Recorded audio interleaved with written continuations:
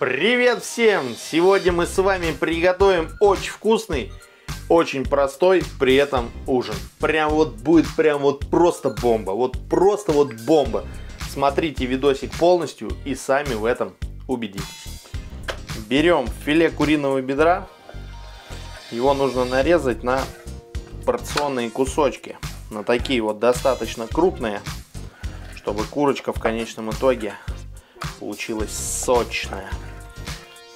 Берите именно филе бедра, потому что грудка, она суховата для этих целей, а вот филе бедра будет просто сказочно. Теперь мы берем репчатый лук, который нам нужно тоненько-тоненько нарезать на полукольца. Также мы берем чеснок, вот так вот его раздавливаем и мелко рубим. Зерна кориандра необходимо в ступке размять. В лоток для запекания наливаем растительного масла. Вот так вот кисточкой хорошо размажем, в том числе стенки. Можете по желанию смазать сливочным маслом, можете топленым маслом, кому как больше нравится. Я вот обычным растительным помажу.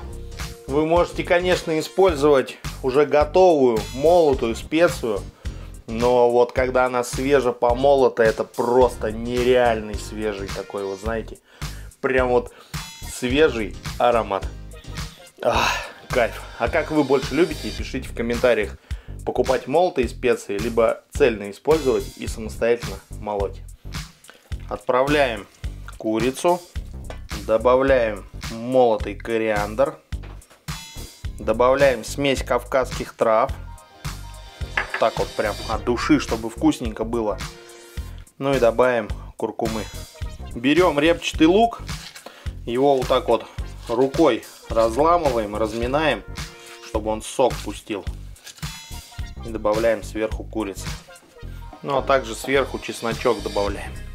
Теперь все это дело хорошо перемешиваем. Равномерно вот таким вот образом распределяем по дну лотка курицу с луком. Ну и конечно же не забываем посолить. Здесь по своему вкусу действуем. Если есть желание, можете еще и перчик добавить.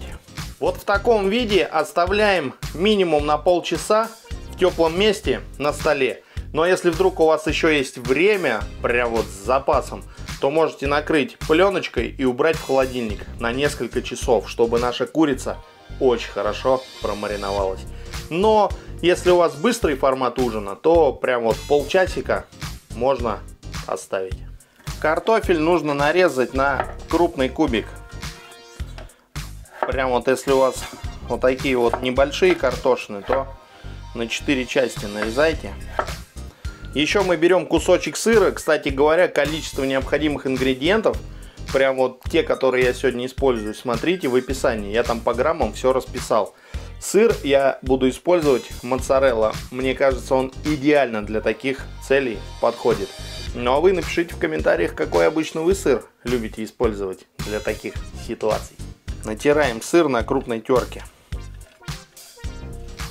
Курица у нас замариновалась. И теперь давайте в этом лоточке соберем все остальное для того, чтобы отправить это в духовку.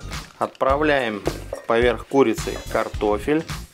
Картофель слегка надо тоже присолить. Ну и теперь вот так вот все перемешиваем.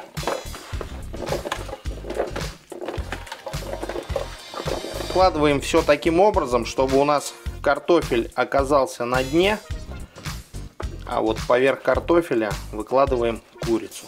Отправляем в духовку примерно на 40 минут.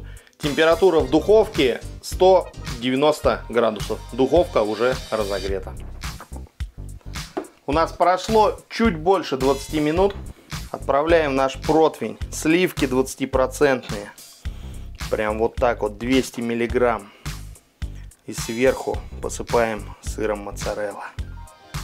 Отправляем обратно в духовку еще минут на 20, чтобы в общей сложности у нас было примерно 40 минут запекания. Наш ужин готов. Смотрите, какие чудеса у нас получились. Я за 7 минут до готовности включил режим конвекции, чтобы сырочек стал вот такой вот румяный и красивый. Вот так вот прям. Берем и накладываем нашу вкусняшку. Здесь смотрите, сколько у нас бульончика получилось ароматного. Вот так вот можно сверху взять и полить. Вот такая вкусняха у нас получилась. Давайте попробуем курочку. Мягкая, сочная, нежная. Очень прикольный аромат от специй, от трав. Ну и картошечка. Горячая.